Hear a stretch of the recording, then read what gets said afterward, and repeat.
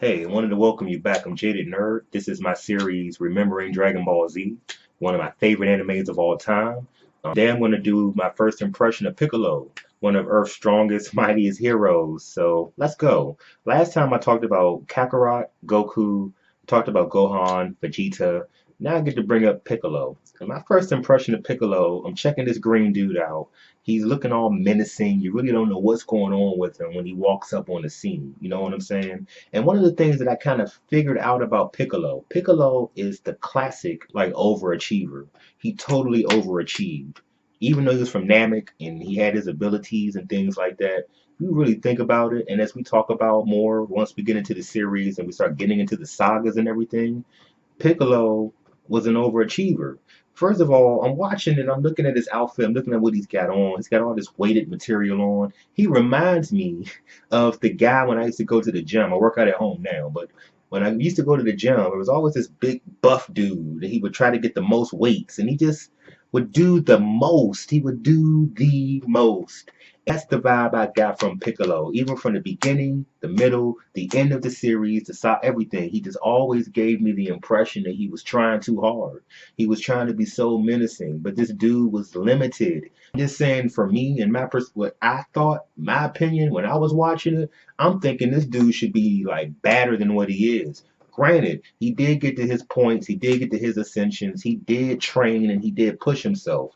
You walking around with weighted clothes, weighted training materials. You're walking around, you probably lost your morale and your confidence, having Goku just punish you at a young age, but still, this dude walks around like he can just whisper and he can speak a Kamehameha, when it's a special being cannon and all of that. Kamehameha, I know that was Goku Gohan, and I know Piccolo's a special being cannon. I get it, but I'm just saying the way this dude walked up on the scene, our first impressions, he's walking up like, I'm the best, I'm the strongest, I'm the most focused. So my first impressions of Piccolo was, man, this dude is like not as strong as I thought he was going to be. You got a green dude, he regenerates. You cut a limb off, he can grow it back. He can do special beam cannon. Man, this dude is supposed to be wrecking things, but he wasn't. But I will say one thing. I feel and I believe and I know that had it not been for Piccolo, mentoring Gohan at a young age when he did, Gohan would still be so wimpy and just unable. He would never have been capable of being trained in later stages as they get to the cell games and all. I just want to talk about Piccolo. I want to talk about how he just came off like just this overachieving dude, but he couldn't back it up.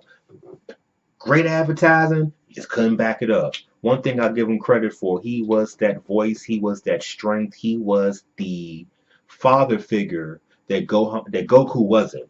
Gohan, they loved each other, they had a great relationship, but I said in the previous video, Goku was to the detriment of Gohan. Gohan could have been way more punishing and way more fierce if he had Vegeta as a father.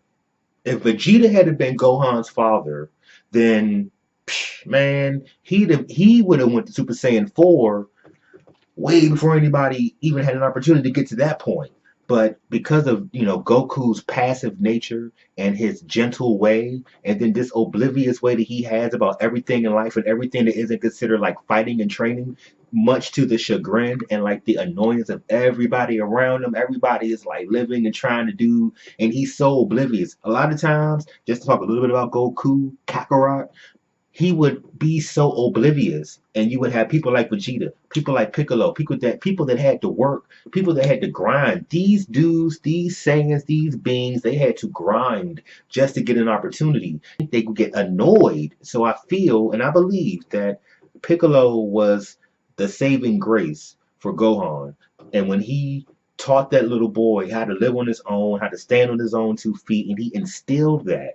That was what was in him when he started training with Goku to get ready for Cell. That's pretty much what I got. I'm not going to stretch this out too long. This will be a cool series. I love Dragon Ball Z. I love just everything about it, the animation, the colors, the fighting, just the way they used everything to convey and tell a beautiful, masterful story. So that's what I got for you. We're looking at Piccolo, classic overachiever.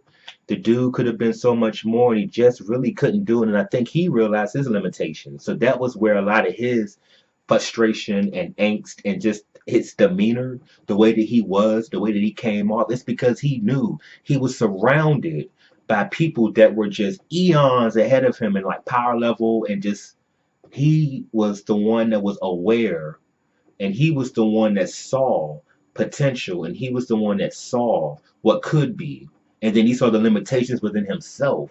So he had to deal with that because on Namek and amongst the Nameks, yo, he was like the dude. But you can't really compare that against the same. I'm Jaded Nerd. It's late, but I wanted to give you guys something. If you like the content, thumbs up, thumbs down. If you have another opinion, if you have something that you want to put in the comments, please do subscribe, and I will see you guys next time.